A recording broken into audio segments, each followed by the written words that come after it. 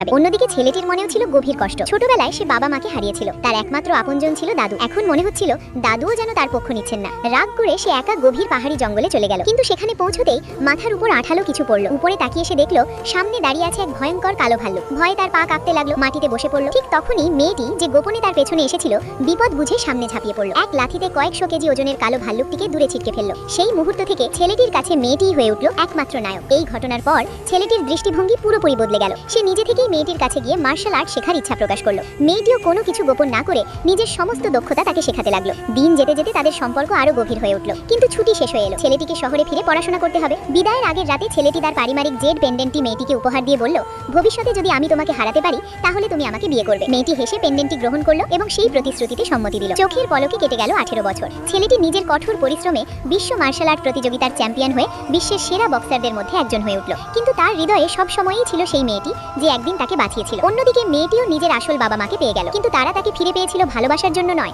বরং তাদের পালিত মেয়ের বদলে একটি রাজনৈতিক বিয়েতে পাঠানোর জন্য। আরো আশ্চর্যের বিষয়, যার সঙ্গে তার বিয়ের কথা ঠিক হয়েছিল সে দেখার স্থান হিসেবে বেছে নিয়েছিল একটি বক্সিং জিম। মেয়েটি জানতো না সেই ব্যক্তি আর কেউ নয়, 18 বছর আগে দেখা সেই ছোট্ট ছেলেটি। এত বছর পরেও ছেলেটি তাদের পুরনো প্রতিশ্রুতি ভুলে যায়নি। কিন্তু প্রথম সাক্ষাতে সে ইচ্ছে করে নিজেকে হিংস্র মানুষ হিসেবে উপস্থাপন করলো। আমি খুব হিংস্র মানুষ, তুমি যদি আমাকে বিয়ে করো আমি তোমাকে আদর করব না, বরং অবহেলাও করতে পারি। কিন্তু সুন অ্যান্ড মোটেও দুর্বল মেয়ে ছিল না। সে বিয়ে ভাঙতে রাজি না হয়ে সরাসরি প্রস্তাব দিল, চলো লড়াই করি, জয় পরাজয় ঠিক করবে এই বিয়েতে কার কথা চলবে। ছেলেটি ভেবেছিল মেয়েটি নিজের শক্তি সম্পর্কে কিছুই জানে না, তাই সে আনন্দের সঙ্গে চ্যালেঞ্জ গ্রহণ করলো। কয়েক রাউন্ডের মধ্যেই মেয়েটি তাকে মাটিতে ফেলে দিল। মেয়েটি ঠান্ডা গলায় কিছু বলতে যাচ্ছিল, ঠিক তখনই তার গলায় ঝুলে থাকা জেড পেন্ডেন্টটি বাইরে বেরিয়ে এলো। পেন্ডেন্টটি দেখেই ছেলেটি স্তব্ধ হয়ে গেল। এটাই তো সেই পারিবারিক জেড পেন্ডেন্ট যেটা সে 18 বছর আগে সেই মেয়েটিকে দিয়েছিল। অবিশ্বাস ভরা চোখে সে সামনে দাঁড়িয়ে থাকা মেয়েটির দিকে তাকিয়ে রইল। তুমি